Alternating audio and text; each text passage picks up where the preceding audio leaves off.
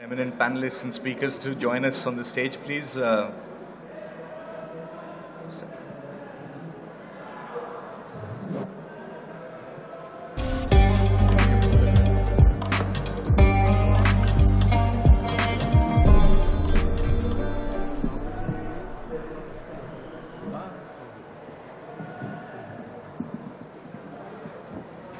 morning, ladies and gentlemen. Thank you very much for joining us this morning here and online from around the world to begin the Solutions Day, where we talk about infrastructure for resilient island states, IRIS, CDRI strategic initiative in partnership with SIDS. It is my honor to invite Shri Bhupendra Yadav, Honorable Minister for Environment, Forest, Climate Change, Labour and Employment of the Government of India for his keynote address.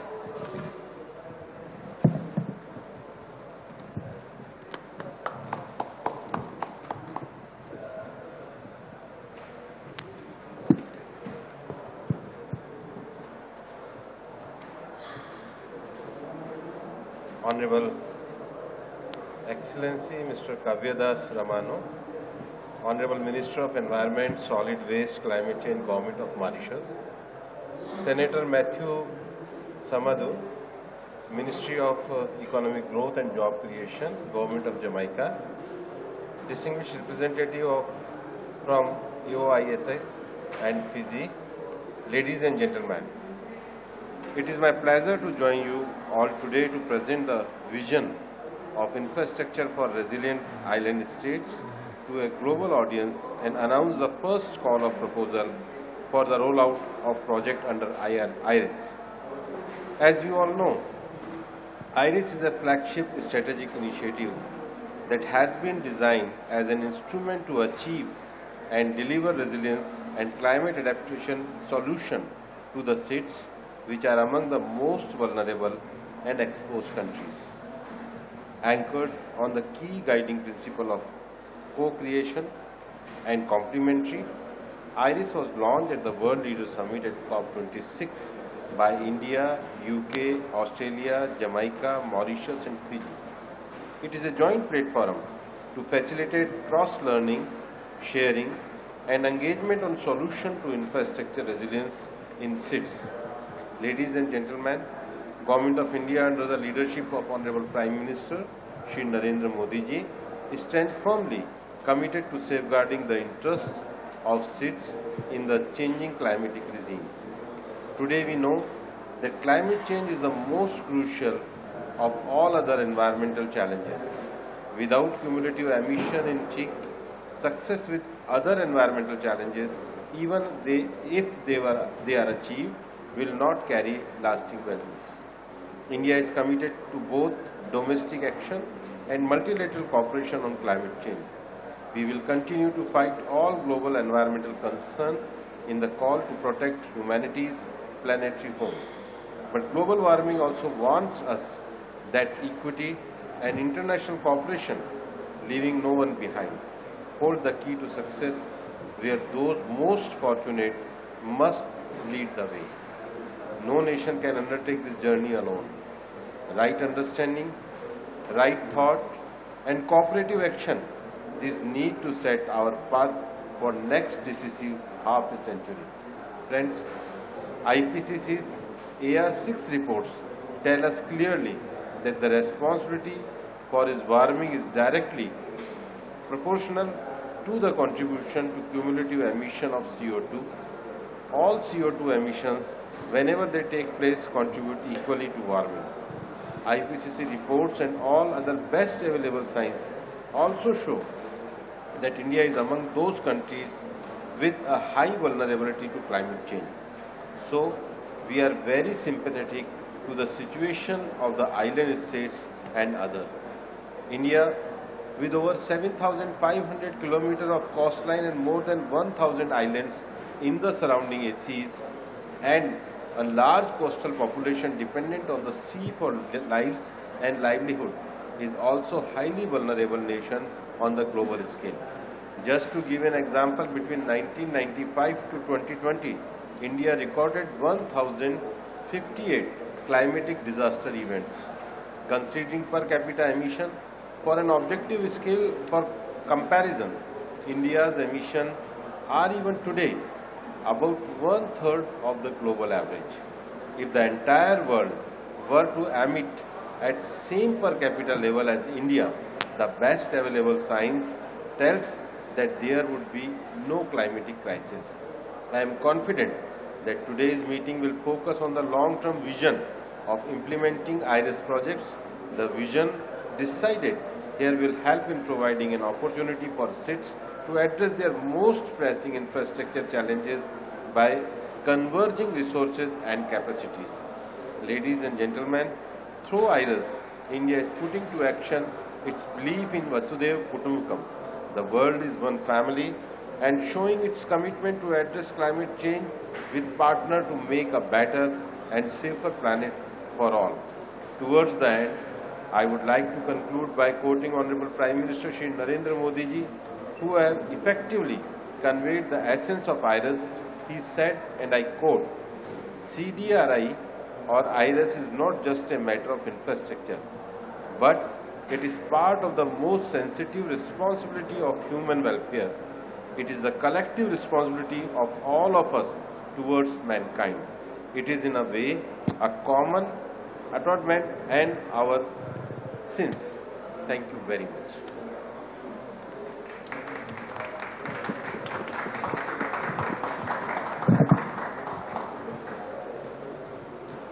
Thank you, Honorable Minister, for your encouragement and for expressing India's support and leadership on resilience and climate action. With this, I have the pleasure now of inviting the Director General of CDRI, Mr. Amit Prodhi, to present to us IRIS's vision and call for proposals. Over to you, Mr. Prodhi. Thank you, Tanaji, and thank you, Honorable Minister, for those words. I think it's really important to highlight India's leadership. It is 9 o'clock on a last day of COP, and everybody's running around trying to achieve lots of things here. So actually having the minister here, all of the ministers here, shows the valuable support that IRIS actually has. Distinguished guests and speakers, it is really my honor and privilege to be launching the vision and call for proposals today for the island infrastructure for resilient island states. This was announced last year by 6 prime ministers at COP26, and we've spent the last year in consultations across different islands. I see Roberto here from Dominican Republic, who we spent time in August talking to understand what are the challenges in Jamaica, Haiti, Dominican Republic. We spent time in the Indian Ocean talking to Mauritius. We spent time in the Pacific talking to Fiji, other islands, to understand really how does this facility support what's going on already, what may be needed in the island states. So it's really a proud moment for us to launch this dedicated facility to achieve sustainable development goals in SDGs, in the SIDS, through resilient, sustainable and inclusive infrastructure. The ambition here is really to provide technical support. So it's really about technical support. One of the things that came back a lot was, how do we actually make sure that the infrastructure that we're building is actually resilient to the challenges of today and challenges of tomorrow? So the intention really is how do we, through this facility, provide technical support to understand those risks. The vision, I think we should actually move on the slides if you don't mind.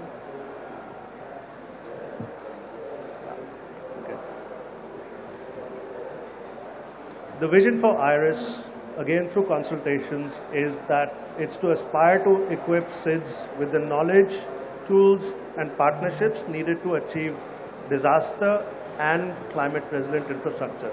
I want to emphasize that because it's not just about climate, but it's also about disasters. So it's a combination of disaster and climate change. The focus is really on 3 key outcomes. The first outcome is to improve resilience of SIDS infrastructure to climate change and disaster risks.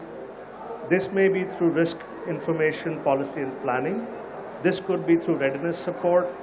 This could be through access to finance. One of the things that keeps coming back is, where is the finance? How do we access finance? And part of the intention here is to provide technical support to develop a pipeline of projects that are then attractive to financiers. So, how do we do that? And this technical facility will be providing that support. I need to keep looking back to make sure I'm on the right slide. The second outcome really is to strengthen knowledge and partnerships for integrating resilience in SIDS infrastructure. Now, one of the things you also realize when you go around to the different SIDS across the world is there are solutions happening in the Caribbean that may or may not be known in the Pacific. There are solutions going on in the Indian Ocean that may or may not be known in the Caribbean or the Dominican or the Pacific Island states. So part of the intention of this facility is also through a coalition start to bring solutions across different contexts. The call is open to all SIDS. So essentially we are not saying this is only focused on the Pacific or the Caribbean or the Indian Ocean. The intention is this is across the entire SIDS landscape, which means the solutions that are going on in one part of the island states can also be brought to other parts through this facility. So strengthening knowledge and partnerships for integrating resilience is the second key outcome that we're looking for. The third outcome focuses on equity. I think we don't need to have a lot of discussion here about equity. I think we all recognize the need. The minister himself pointed out, the principles of equity are in a lot of discourses going on here. So this facility will also be supporting equity through a nuanced focus on gender and disability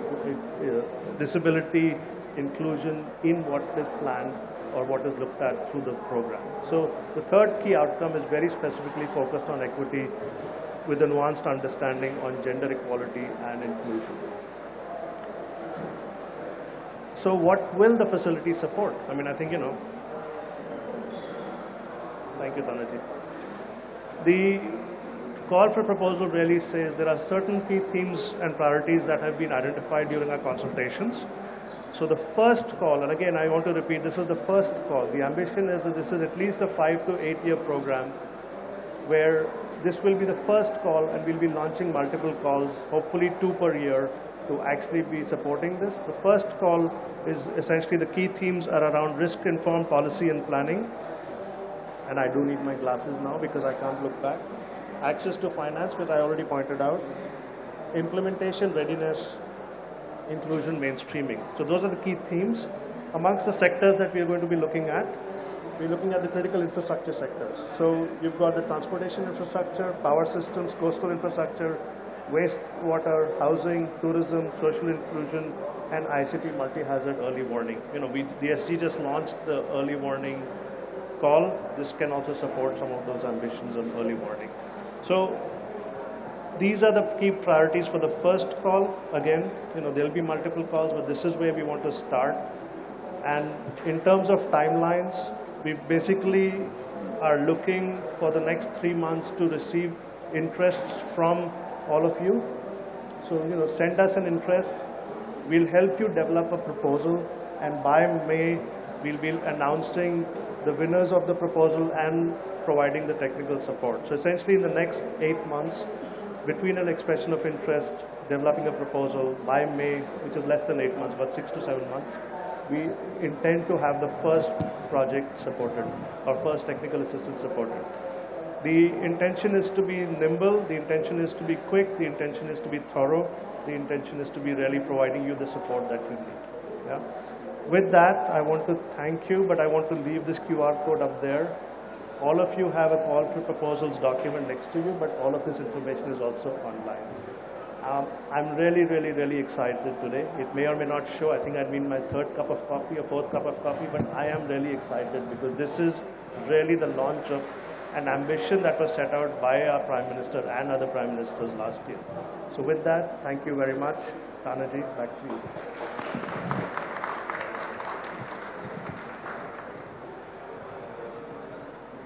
Thank you, Amit, for presenting all the work that has gone in since the launch and where it is at and how we are shaping to deliver on the commitments of IRIS.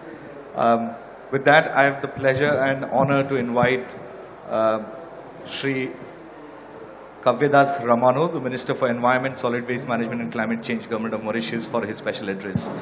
Thank you.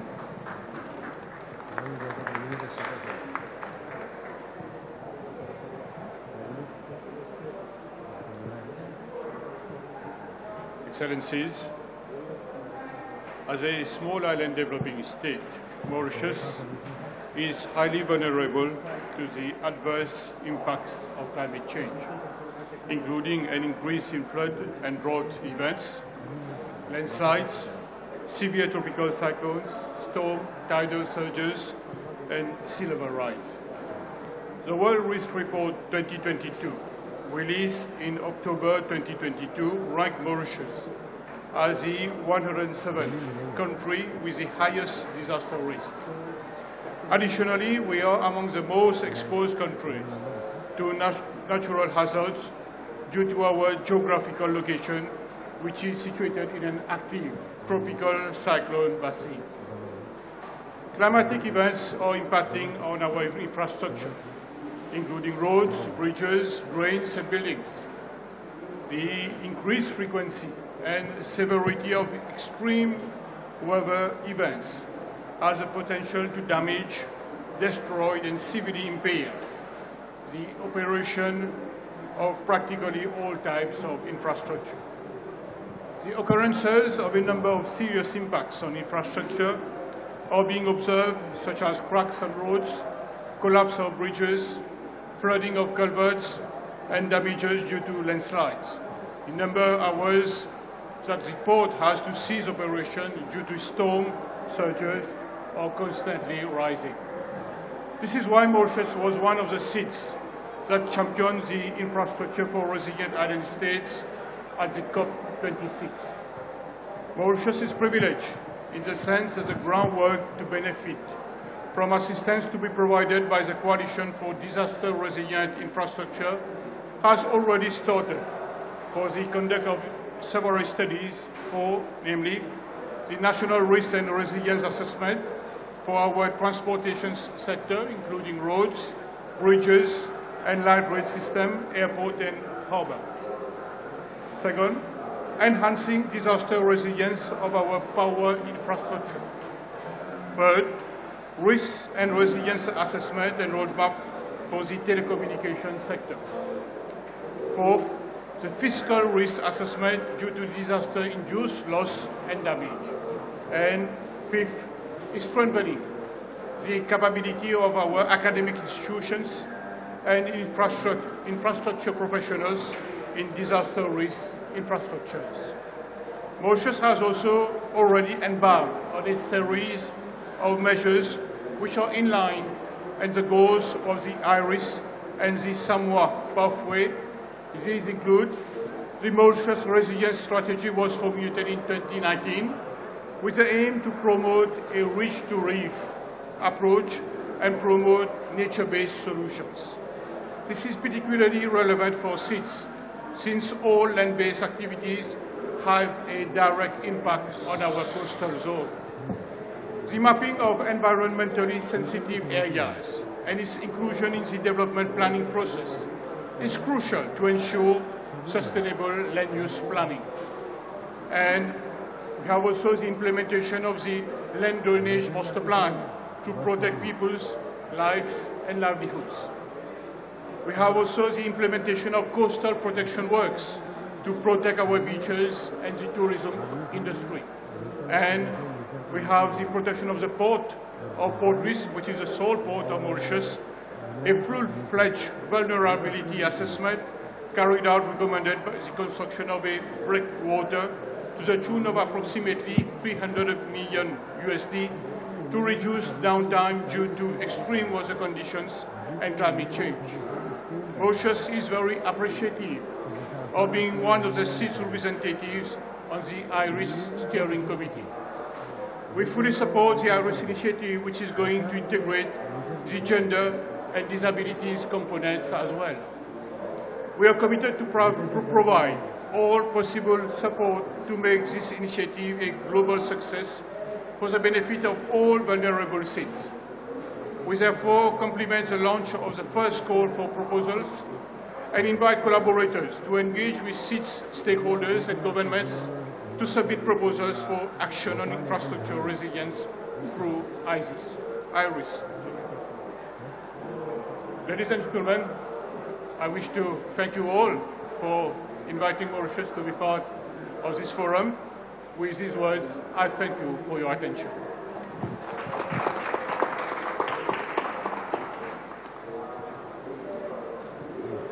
Thank you, Honorable Minister. That was very encouraging, and I must compliment and thank Mauritius for all the support that they've given in the crafting and shaping of IRIS and the leadership that you've expressed in this initiative. Thank you so much, and it's now my pleasure and honor to invite the Honorable and Senator Matthew Samuda, Minister in the Ministry of Economic Growth and Job Creation, Government of Jamaica. Please, sir, the floor is yours.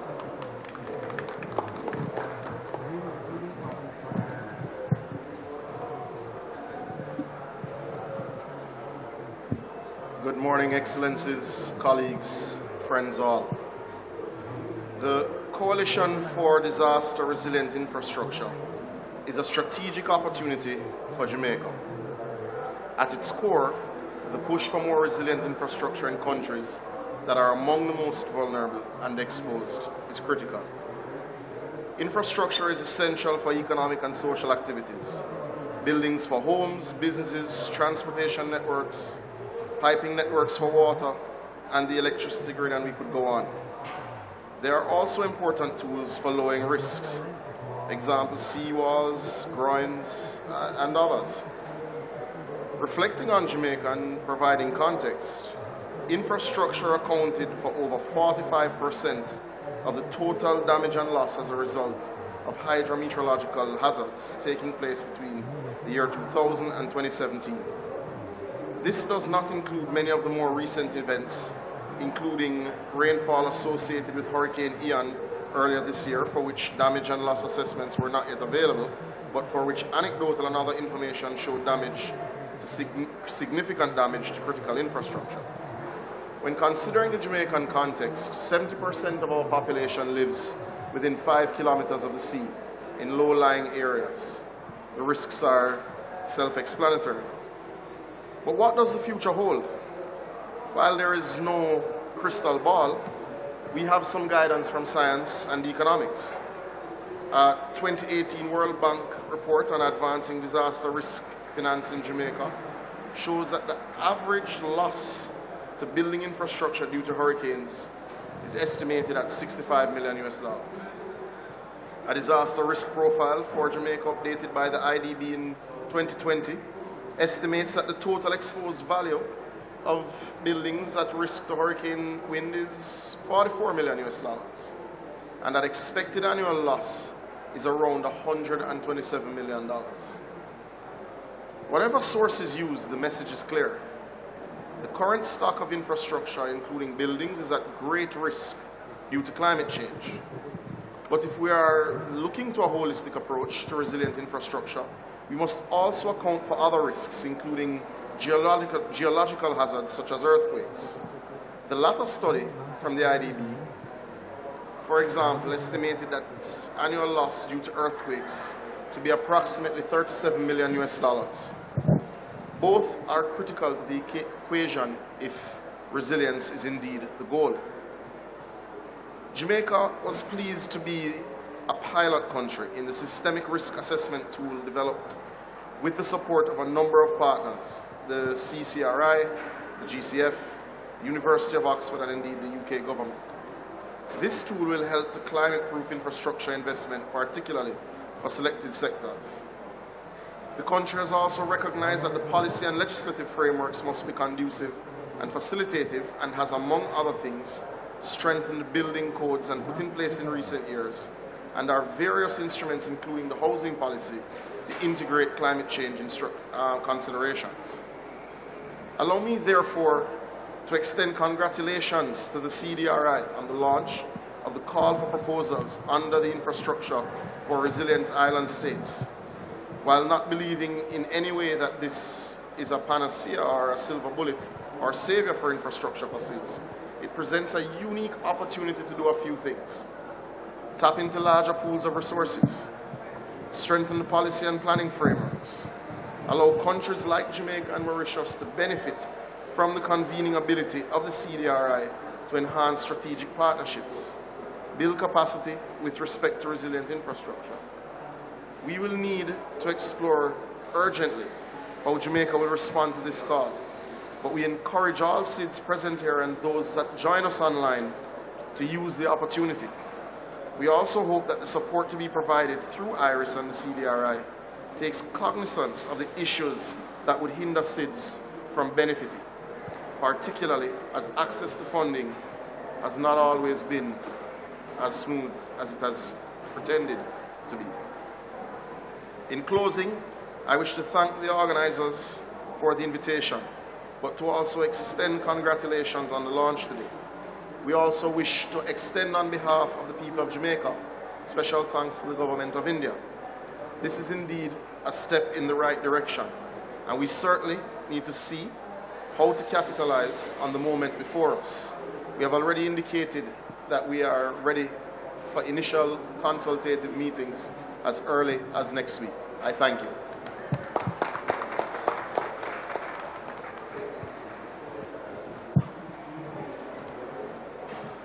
Thank you, Honorable Minister, for those words of encouragement, support, and also for highlighting the key challenges that we should look to address through IRIS, along with other similar initiatives. It's now my pleasure to invite the representative from Fiji, Mr. Prakash Chandra. He's with the Climate Change and International Cooperation Division of the Ministry of Economy. Over to you, Mr. Chandra.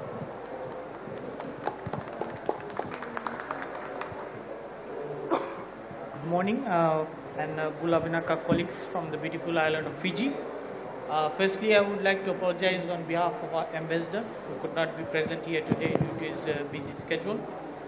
The honorable ministers from the government of India, Jamaica and Mauritius, our esteemed colleagues, development partners, and those joining us virtually. Gula Vinaka to you all. Before I begin, I wish to provide you with a brief background of my home country, Fiji. Fiji is a small island consisting of 300 islands with a population of over 900,000. We are currently ranked 74th in the 2020 World Risk Report, and our country is prone to a number of natural hazards, the most significant of which are tropical cyclones and floods. Ladies and gentlemen, in Feb 2016, our country was devastated by tropical cyclone Winston, the largest recorded tropical cyclone to make landfall in southern hemisphere.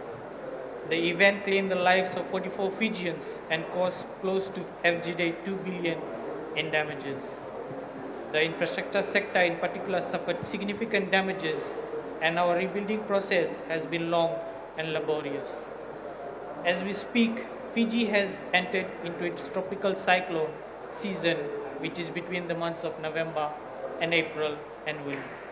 For this cyclone season, the Fiji Meteorological Services has forecasted 2 to 3 tropical cyclones, with 1 to 2 forecasters as severe. Severe meaning a tropical cyclone forested can fall within the category 3 to 5 range. Ladies and gentlemen, our experiences with natural hazards has taught us the importance of building infrastructure that is sustainable in terms of design, life and standards. Our infrastructure sector, like other countries in the world, consistently suffers extensively from the impacts of natural hazards. Our status as a small island developing state emphasizes our dependence on functional infrastructure and the need for this infrastructure to be resilient to disasters. Our economy is particularly heavily dependent on functioning seaports and airports, as tourism is our primary revenue earner, and we are therefore keenly aware of how damaging disasters can be to the socio-economic status of vulnerable countries such as ours. Ladies and gentlemen, Fiji, as a founding member of the CDRI, is committed to working with members to achieving development goals and building resilience to climate change and disasters. We are grateful to CDRI for recognizing the unique challenges faced by SIDS in the form of improving resilience of island states Fisheries initiative, which we hope will be the catalyst for committed and robust action in building the resilience of critical infrastructure in SIDS. Fiji believes the IRIS platform will be a key instrument for capacity building and sharing lessons learned, best practices and research among SIDS and CDRI members. We will advocate for the aforementioned initiatives as a means of addressing infrastructure challenges faced by small island developing states. As such, the Fijian government supports the call for proposals on actions concerned with improving infrastructure resilience through IRIS. We encourage strong innovative ideas aimed towards addressing policy and implementation gaps for the ultimate benefit of the people. I am pleased to inform you that the Fijian government and CDRI are in continuous discussions to identify priority areas of collaboration and capacity building initiatives. A team from CDRI visited Fiji in August of this year to conduct consultations on the IRIS specific strategy and to consolidate relations and work modalities for the rollout of Fiji country proposal for IRIS. Ladies and gentlemen, the Fijian government recognizes firsthand the importance of investing in disaster and climate change resilient infrastructure. This is especially highlighted during times of emergencies. I wish to reaffirm Fiji's commitment to the IRIS initiative, and we look forward to working with partners in building infrastructure resilience across all small island developing states. On behalf of the Fijian people, I would like to extend my sincere gratitude to CDRI for the opportunity to speak at this session. I strongly urge everyone to work together for the common good of our people as we combat the climate crisis at our doorstep, in our farms, along coast, and in our cities and towns. Let us continue to work together in good faith and not give up regardless of the obstacles obscuring the path to achieving our development objectives. Finally, I implore everyone here to remember the work we do is for the benefit of our people and the generations yet to come. Abhinaka Vakalevu, Dhanyawad. Thank you very much and God bless.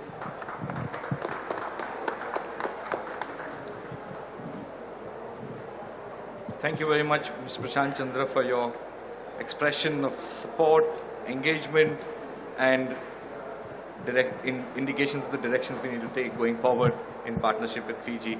And as you mentioned, Fiji is one of the first members of CDRI, and we really appreciate your support and engagement. It's now my pleasure to invite our last speaker, but very importantly, the only speaker that we have here this morning because of the time, from a regional representation of island states. Mr. Hussein Azan Mohammad Hussein is the third secretary from the government of Maldives, pardon me, and is the AOSIS representative. Over to you, Mr. Hussein.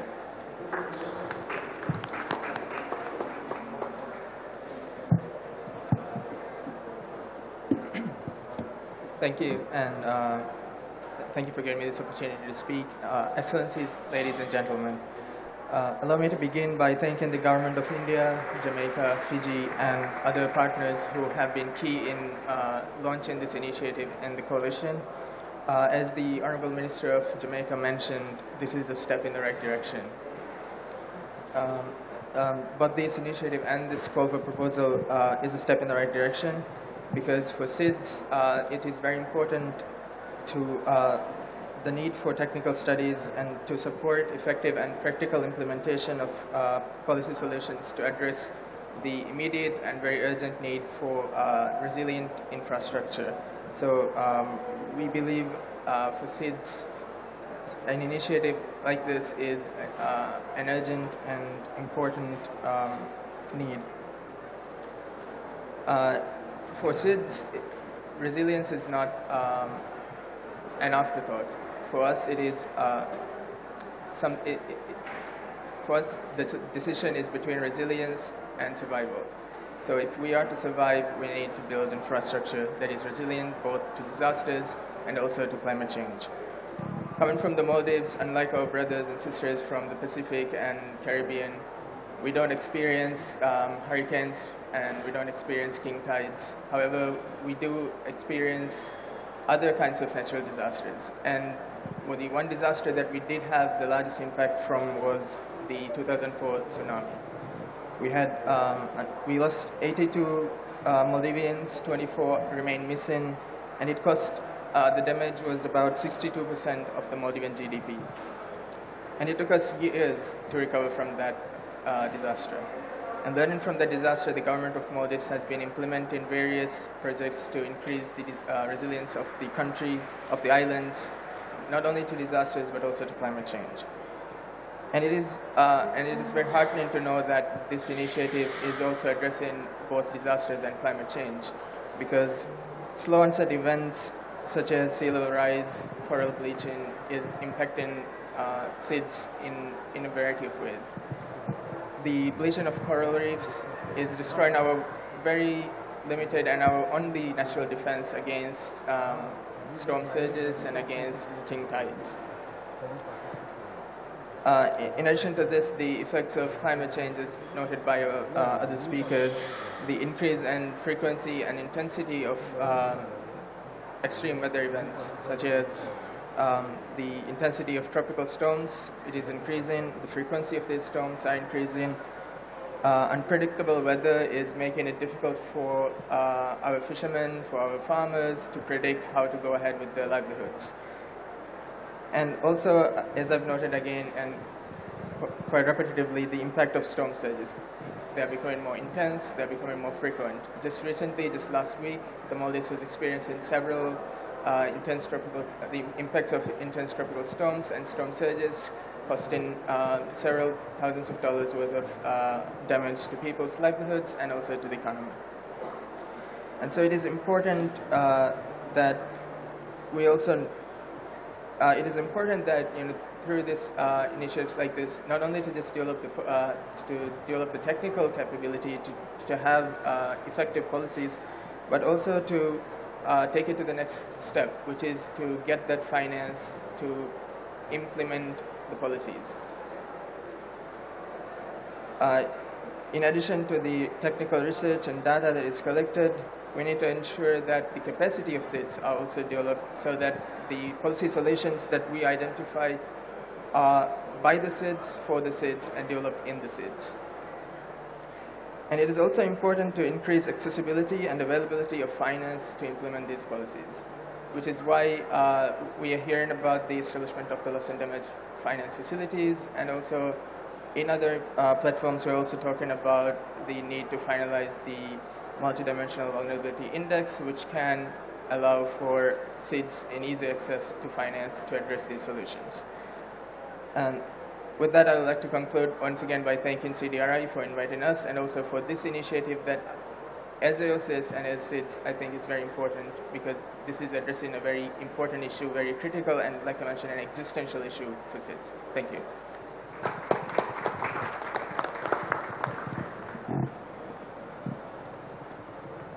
Thank you very much, Mr. Zain, for your thoughts and your speech, and for actually closing this session's remarks with this important emphasis of the fundamental principle of IRIS, which is that it should be by the SIDS, of the SIDS, in the SIDS. So that's what we've designed this for. So thank you so much for actually bringing that out in your thoughts. We're at the end of the session, and I would like to take this opportunity to actually thank particularly all the SIDS members, the regional bodies, PAPES, CDB, SIDIMA, CARICOM, SPC. There's a whole list of partners who've contributed to this initiative and to bring us to this juncture.